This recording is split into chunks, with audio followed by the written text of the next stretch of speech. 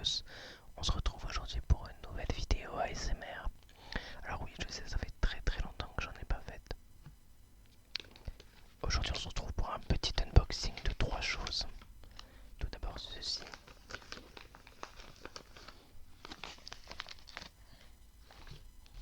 Ce gros colis.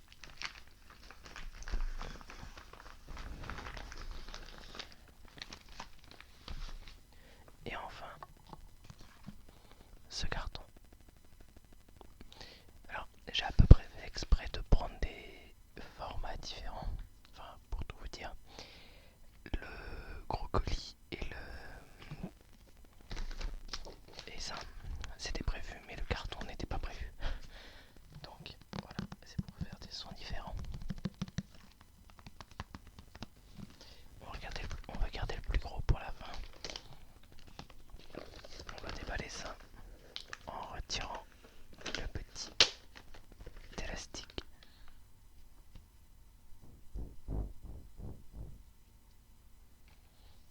Et en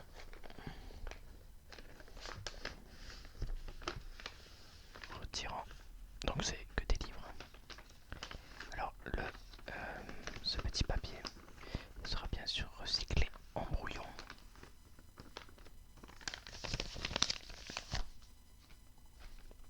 Et donc vous pouvez le voir, le tome 1 de Perfect Crime de Arata Miyatsuki et Yuya Kanzaki.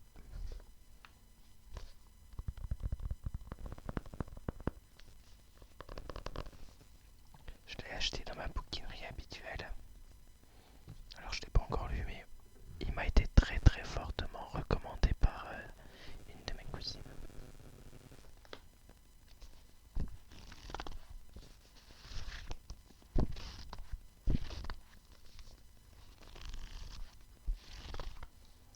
Voilà, on passe maintenant au petit carton. Alors voilà, certains ont reconnu.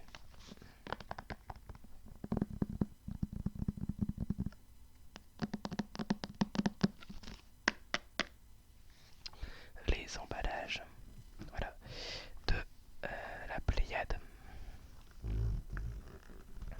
Et donc le coffret euh, Contes et Nouvelles, tome 1, des nouvelles de Maupassant. Alors j'avais déjà fait une vidéo qui présente les éditions de la Pléiade. Hop. Ça c'est ticket de caisse. Donc voilà, un papier bible très très très très très très très très fin. Du Garamond 12 pour les caractères. Voilà.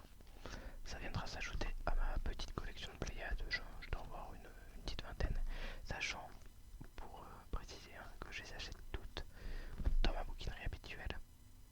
Je dépense pas 60 € plus pour des Pléiades. Faut pas exagérer. C'était pas un achat prévu. J'aurais plutôt voulu acheter un autre bouquin, mais bon, je vais me restreindre. Euh, donc voilà, j'ai acheté ça à la place. Et de toute façon, l'autre bouquin que je voulais acheter, il n'était pas disponible en occasion. C'était des poèmes de Jules Supervielle. Je vais boire un peu.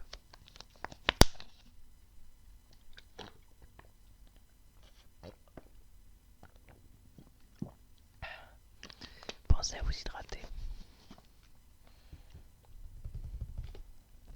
Voilà.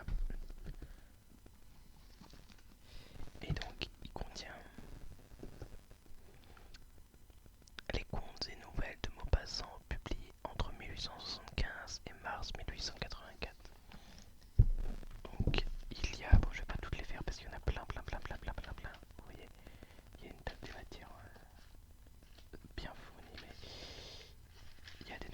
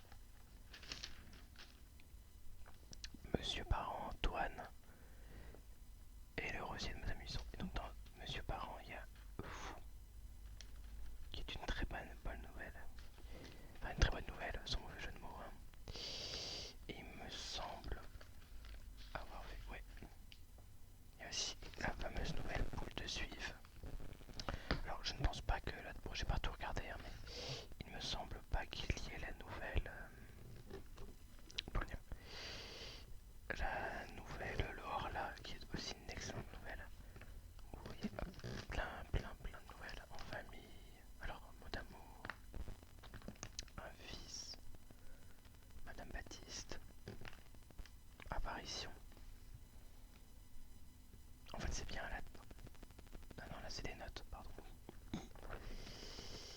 Ouais, la rempailleuse, un parricide en voyage, Maroca, boule de suivre. Et donc, ce bouquin date de... si j'arrive à voir là...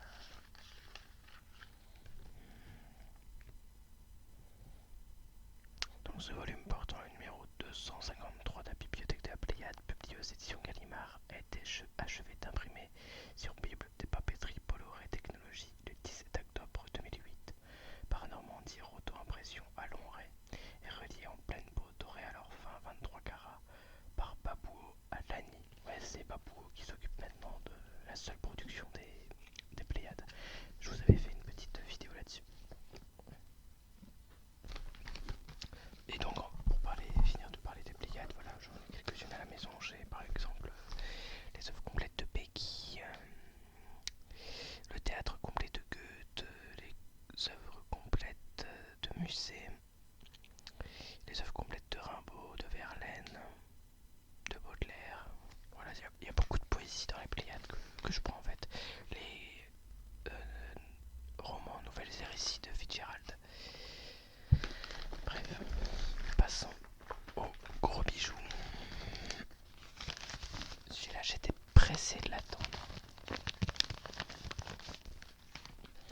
Je pouvais pas me l'ouvrir en neuf parce que ça coûtait presque 40 euros. Donc je l'ai acheté sur le site de Momox.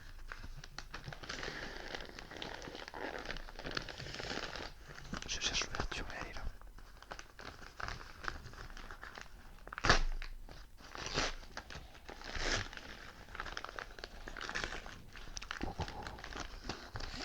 Le gros bébé. Et donc il s'agit... Waouh, trop beau. Encore de poésie. Les poésies complètes d'Emily Dickinson. Oui, un peu sale, mais c'est pas grave. Donc traduction de Françoise Delphi, édition Flammarion. Alors il y a une édition nouvelle où on a le portrait de Dickinson, mais bon, le principal c'est l'intérieur et... Waouh. Alors il y a beaucoup de poèmes très connus de Dickinson, mais il y en a un, alors est-ce qu'il y a la table va dire oui, en anglais et en français, ouais, donc ils ont juste refait une nouvelle édition. Il y a un poème que j'adore que je vais vous lire et qui va clore cette vidéo. Un des poèmes les plus connus. Page 450.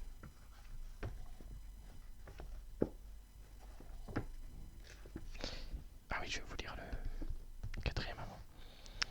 Emily Dickinson, 1830-1886, n'est pas seulement l'un des plus grands poètes américains, c'est aussi un personnage mythique.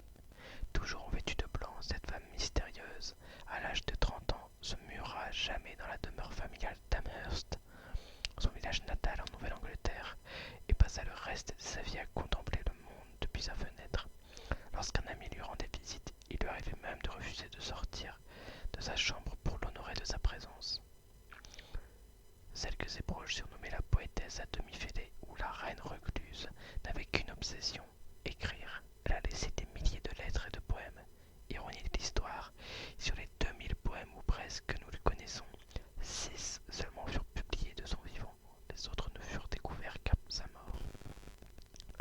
L'œuvre poétique complète d'Emily Dickinson était jusqu'à présent inédite en France. Ses traductions par Françoise Delphi, fondée sur l'édition définitive des poèmes de Dickinson, publiée aux États-Unis en 1999, entendent donner à découvrir au public français, en version intégrale et bilingue, la poésie de cet écrivain hors du commun. Et bientôt, je commanderai aussi les œuvres de Sylvia Plath. En fait, il y a quelques femmes qui m'intriguent beaucoup, en tout cas qui m'intriguent, mais dont je me prends pour de passion. Et donc il y a Emily Dickinson parce qu'elle a des poèmes franchement sublimes. Et Sylvia Plath parce qu'elle a aussi une vie un peu spéciale. Sylvia Plath a fini, en fait s'est suicidée après avoir publié son seul roman, The Bell Jar, donc la cloche fêlée ou la cloche de verre. Bref, passons à la lecture. Je vais d'abord le lire en anglais, puis lire la traduction.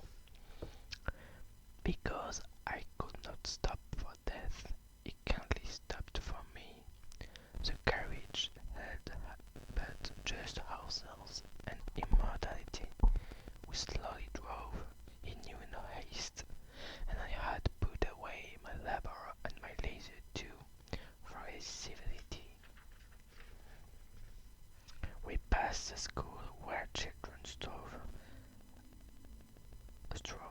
at races in the ring. We passed the field of gazing grain. We passed the setting sun, or rather, he passed us. The dew was true, quivering and chill, for only gossamer, my gown, my tipper only tool. We paused before a house that seemed a swelling of the ground.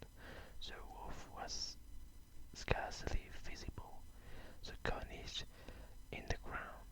Since then, this century, and yet feels shorter than the day I first surmised the horse's head, where toward eternity. Puisque je ne pouvais m'arrêter pour la mort, ce gentleman eut la bonté de s'arrêter pour moi. Dans la voiture, il n'y avait que nous et l'immortalité. Nous roulions lentement, il n'était pas pressé, et j'avais mis de côté mon labeur ainsi que mon loisir en réponse à sa civilité. Nous passâmes l'école où les enfants s'efforçaient de faire la ronde à la récréation. Nous passâmes les champs d'épis qui nous dévisageaient. Nous passâmes le soleil couchant, ou plutôt c'est lui qui nous dépassa. Les rosées tombèrent frissonnantes et froides, car ma robe n'était que de gaze, mon étole, de tulle. Nous fîmes halte devant une maison qui semblait un gonflement du sol. Le toit était à peine visible, la corniche enterrée. Depuis, ça fait des siècles et pourtant, cela paraît plus court que le jour où je me suis douté que la tête des chevaux était tournée vers l'éternité. Donc voilà, là, c'est le poème qui s'intitule normalement Le chariot, The Chariot, et donc qui a comment dire, pas une métaphore, mais voilà, une image de la mort. Donc voilà, des poèmes très courts souvent, et que je trouve vraiment beaux. Elle écrit beaucoup de quatrains aussi. Voilà, regardez. Least rivers docile to some sea, ma Caspian thee. Les plus petites rivières obéissent à une mer, ma Caspienne, toi. Il me semble qu'il y a aussi le poème Hear my letter to the world. Alors, le truc c'est que je sais pas comment ils l'ont traduit. Alors, allez, un dernier poème, je suis désolé. Alors, et The Voice.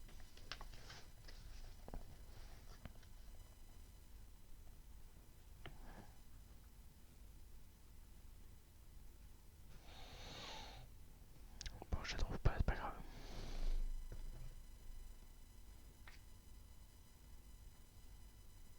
Donc voilà. Je vais juste retirer ça.